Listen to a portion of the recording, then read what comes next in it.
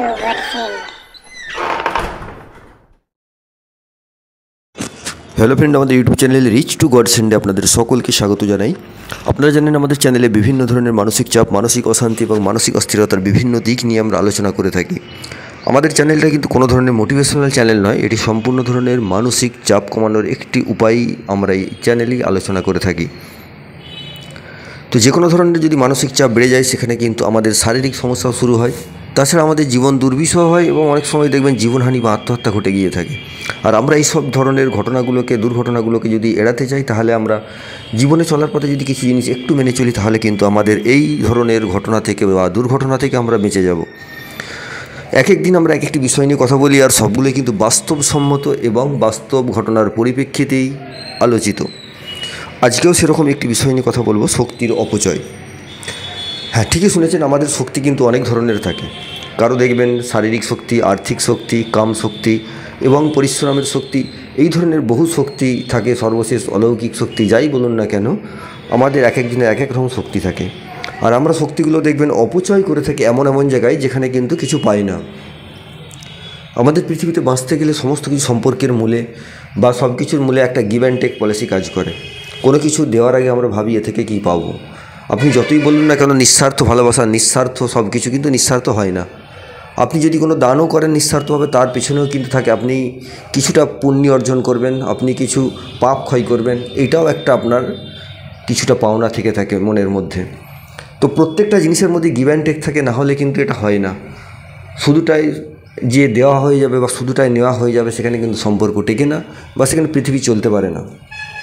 তো আপনি ধরুন কোনো কাজের জন্য শক্তি অপচয় করছেন, সেখানে যতটা শক্তি অপচয় করছেন তার তুলনায় দেখবেন যে সেইটা পাওয়ার জন্য যদি অন্য পারপাসে একটু শক্তি অপচয় করেন, তাহলে কিন্তু দেখবেন অনেক সহজেই সেটা পাওয়া যায়। যেমন ধরুন একটি বাস্তবসম্মত উদাহরণ দিলে বুঝতে পারবেন। আজকে যারা ইয়াং জেনারেশান আছে, একদম টিনেজার যারা আছে, তাদের ধরুন একটা মনের মধ্যে ফার্স্ট এখন প্রায় 80% ছেলে অথবা মেয়ে সবার মধ্যেই কিন্তু একটা বয়ফ্রেন্ড গার্লফ্রেন্ডের একটা পছন্দের চাওয়া পাওয়া একটা বিরাট হয়ে দাঁড়ায়। কোনো ছেলের একটি কোনো মেয়েকে পাওয়ার জন্য বা কোনো মেয়ের একটি ছেলেকে পাওয়ার জন্য সে অনেক কিছু করছে। তার জন্য দেখবেন রাত্রে ঘুম ভেঙে গেলে ঘুম থেকে ভাবছে, সকালবেলা ঘুম থেকে উঠে ভাবছে, রাস্তায় যেতে যেতে ভাবছে, তাকে পাওয়ার জন্য বা দেখার জন্য অনেক ধরনের প্রচেষ্টা অর্জন করছে। কিন্তু দেখা যাচ্ছে সেইটা করেও হয়তো সবসময় সাকসেস হচ্ছে না। ঘুরিয়ে তার যদি প্ল্যাটফর্মটা একটু নিচু হয়, অর্থাৎ বেশিরভাগ ক্ষেত্রে যদি পুরুষের তুলনায় মহিলার প্ল্যাটফর্মটা একটু উঁচু হয়ে যায়, সেখানে একটা সমস্যা দেখা দেয়। তখন কি হয় দেখবেন, অনেক সময় আমরা সেটাকে মেনে নিতে পারি না এবং বলা হয় যে দুটো সমান হচ্ছে না, বা সেখানে দেখবেন একটা যে দুটোর যে সমতা রক্ষা, সেই সমতা রক্ষাটা কিন্তু হয় না। তো তখন যদি ধরুন সেই ছেলেটি বা সেই মেয়েটি যদি তাদের একে অপরকে পাওয়ার জন্য যে শক্তির অপচয় করে, একজনকে শুধু জাস্ট ভালোবাসি বা লাভ ইউ এই শব্দটা বলতে গেলে যতটা তার শরীরের পাওয়ার প্রয়োজন হয়, সেটা যদি সেলস মার্কেটিংয়ের কাজে সে একটা কাস্টমারকে বলতে যায়, দেখবেন তার 100 ভাগের 1 ভাগ ক্ষমতাও তাকে দিতে হয় না একজনকে বলার জন্য। কিন্তু সে যদি তার নিজের কেরিয়ারে বা নিজের একটা প্ল্যাটফর্মে যদি সে অনেকটাই শক্তি অপচয় করে, তাহলে কিন্তু দেখবেন হয়তো সে তার কাছে অটোমেটিক্যালি চলে আসবে। তার কাছে একটা কথা বলবে, তার জন্য সে যতটা রিয়াকশান করছে আগে থেকে, যে তাকে শুধু এই লাভ ইউ বা পছন্দ বা প্রপোজ করব এই শব্দটুকু, জাস্ট দুটো ওয়ার্ড বলার জন্য যতটা শক্তি অপচয় করছে, যতটা ট্রেনিং নিচ্ছে নিজের থেকে এবং যতটা সে রিয়াকশান করছে, এইটা যদি সে কোনো একটা বড় প্ল্যাটফর্মে অর্থাৎ কোনো ডায়াসে যদি একটা বক্তব্য দেওয়ার জন্য বা কোনো অনুষ্ঠানে অংশগ্রহণ করার জন্য সে যদি নিজেকে তৈরি করতো, তাহলে সে দেখতো একটা সমাজের মধ্যে বা সেই এলাকার মধ্যে তার একটা প্রভাব তৈরি হয়ে যেত এবং সেই প্রভাবের বেশি কিন্তু দেখতেন তার যে ওপিনিয়ন আছে তার সেটা কিন্তু অনেকটাই হাই হয়ে যেত এবং তার যে অপোজিট পার্টি আছে সে দেখবেন অটোমেটিক্যালি তার কাছে কিছুটা হলে আকৃষ্ট হয়ে যেত।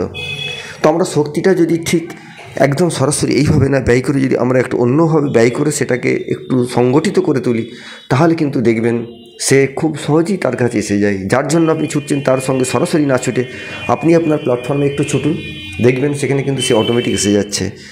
আপনি যদি আপনার প্ল্যাটফর্মটা একটু ভালো করে ফেলেন, উন্নত করে ফেলেন, বা আপনার আর্থিক রোজগারটা ভালো করেন, বা আপনার সেই জায়গার যেখানে আছেন সেইখানে যদি আপনার মানটাকে একটু উচ্চ করে ফেলেন, আপনি সেই পরিশ্রমটা তার পেছনে দেন, তাহলে দেখবেন সেটা কিন্তু সে আপনার কাছে অটোমেটিক এসে যাচ্ছে।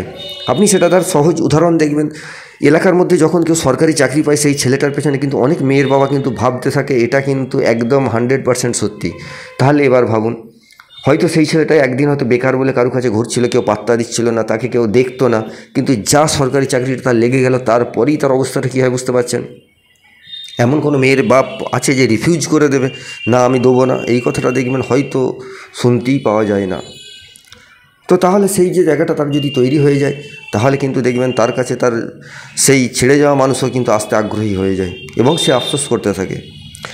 তো আমাদের শক্তি প্রত্যেক মানুষের কাছেই আছে। আমাদের সৃষ্টিকর্তা আমাদের প্রত্যেককেই আমাদের শক্তি দিয়েছেন। একটা পিঁপড়েরও যেমন শক্তি আছে, একটা সাপেরও যেরকম শক্তি আছে, তেমনি আপনারও সেরকম শক্তি আছে। সেটাকে সঠিক জায়গায় ব্যয় করুন। ভালো থাকুন, সুস্থ থাকুন।